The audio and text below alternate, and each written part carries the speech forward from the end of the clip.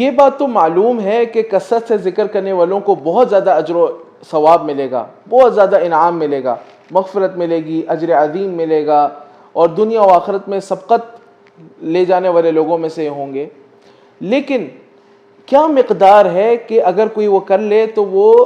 کثرت سے ذکر کرنے والا شخص بن جائے گا؟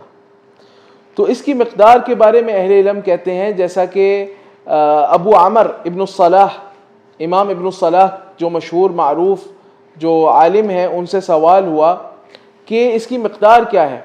تو انہوں نے کہا کہ اس کی مقدار یہ ہے کہ آدمی صبح و شام کے اذکار کرے، اور جو مسنون اذکار مختلف احوال اور موقعوں پر شریعت نے بتائے ہیں، مثلا کپڑے پہننے کے، کپڑے اتارنے کے، گھر میں داخل ہونے کے، گھر سے نکلنے کے، مسجد میں داخل ہونے کے، مسجد سے نکلنے کے، نماز کے بعد کے، سونے کے، جاگنے کے، کھانے پینے کے، مختلف موقعوں کے جو شریعت نے اذکار ہمیں تعلیم دیے ہیں،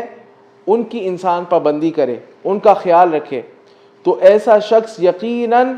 کثرت سے ذکر کرنے والا شخص بن جائے گا، اور اس کو وہ ثواب حاصل ہوگا جو شریعت نے کثرت سے ذکر کرنے والوں کے لیے بیان کیا ہے۔ اور اسی بات کو ابن تیمیہ رحمہ اللہ نے اور ابن القیم رحمہ اللہ نے بھی اختیار کیا ہے۔